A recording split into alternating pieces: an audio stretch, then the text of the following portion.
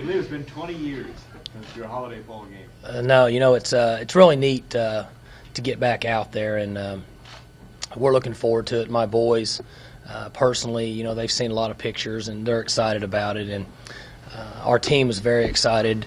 I don't think there's a better location to have a bowl than San Diego. It's a beautiful place, and our players are really looking forward to getting out there. We've had a good bowl practice up to this point. We don't practice very long, but our attitude's been good with the team, and now they get a chance to relax a little bit because classes are over and practice this week and this weekend, and then turn them loose to go home for 4 days. And we've had a chance to watch some tape on Oregon now, and a very quality opponent. I think Oregon is a team that doesn't get enough credit for what they've accomplished over the last 10, 15 years. That group of guys out there with Coach Bellotti and have been there kind of in and out. Steve Greatwood, I mentioned earlier, I worked with him at the University of Maryland, and he's back out there at Oregon and coaching offensive line again, and he was on defense and offense. And that group of guys has been together, and I think they've performed at a higher level than what they should have over the last 10 or 15 years because of the continuity, and they've always got skilled players that can make plays, and they're running up some big numbers on offense right now. And defensively, they've got guys on the perimeter that match up pretty well against us, in my opinion. So it should be a really good game. I think that somewhat evenly matched, in our opinion. So we're looking forward to it and need to continue to stay focused in preparation. And guys have a nice holiday break, and coaches get a chance to spend some time with their families, and then get back out there and go to work and look forward to a good game.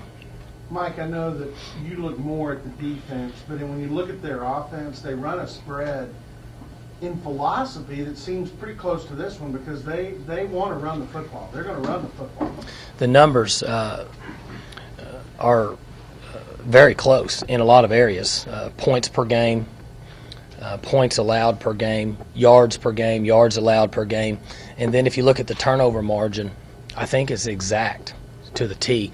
They have a few more turnovers, but they've also gotten more turnovers. Their numbers are higher in both categories. Our numbers are lower in both categories, but it comes out to be very evenly matched. So it's surprisingly, the numbers are almost identical going into the game. I've watched just a little bit of their offense. Their approach is a little different, but they want to rush the football, in my opinion. Obviously, they're running up big numbers. They're rushing the ball for more yards than we are per game. And then against Oregon State, they were, 365 and 315? It's hard to get that on air. And so it's a great challenge for our defense. But then for our offense, they do a lot defensively, a lot of different looks. I think they do a good job of what we call as coaches scheming. They change. I know in special teams they change week to week. So they're putting a lot of work into it and trying to prepare for the scheme that they're going to see that week. And now they got a month to prepare, so I'm sure that we'll see something different on both sides of the ball. Coach, last year when the bowl game started offensively, you just sort of took right off and had a lot of success early in the game. And a lot of times you all talk about the concerns about rhythm after a break between games when you play in a bowl. Do you recall anything you did last year in preparation for that bowl game that helped you have that immediate success offensively against Indiana? Anything you can do this year that you did similarly? Well, our preparation will be the same.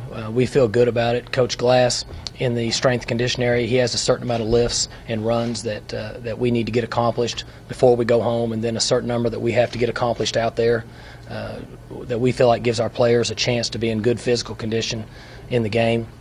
And then from an X's and O's standpoint, we have a certain number of practices and team periods, and then there's a certain time that we'll go against each other that we feel like gets us prepared to play in the game. And I don't know if anybody has a perfect recipe for success, but we feel pretty comfortable about ours, so we'll stay with the same plan that we've had the last few years. Can't do no in bowl games. The plan's got to work. It has up to this point, and you can look at that either way, but we feel like that our players have been in good condition and have been prepared to play in the game, and we can only hope that it holds true this year. How much can a win set you up, not you, but a team up for next year? Well, I think it's good. I think that the win against Alabama and the win against Indiana carried over into the off-season with the players.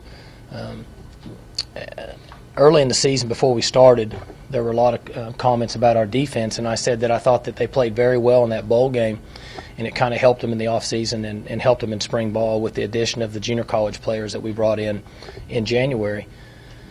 And this will be even more of a challenge for our defense. Obviously, we're without our defensive coordinator, and this team is running up even bigger numbers than what Indiana was a year ago.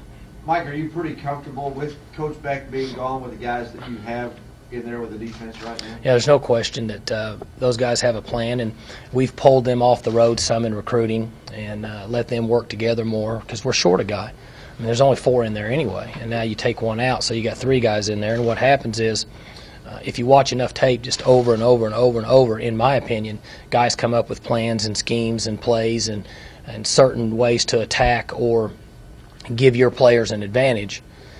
And so we pulled those guys off the road to allow them to work together more since we were short a guy. And I feel comfortable with the plan they've come up with, and I think that they'll do a good job. I know the players have bought in and they've practiced well, and in most cases that's 75% of your battle is the players buying in and practicing well throughout the bowl practices. A little bit off Dave's question on bowl prep.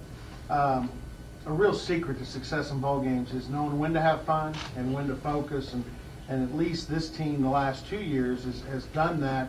But as you mentioned, they're going to a bowl site that is a step up from any they've been. There's a lot to do in San Diego. There is a lot to do in San Diego, and when we were in Shreveport, we had a great time. And I don't, not to downgrade Shreveport, but it's certainly not what you're referring to. The geographical location that San Diego is. Now Phoenix is very nice, but it's in San Diego, and I've been fortunate enough to, I've been there a few times and with my family, and it's a great area. And the location we're in, there is a lot to do, and so. These guys have to understand when we go to work, and then when they have time to enjoy themselves, and they've been good with that.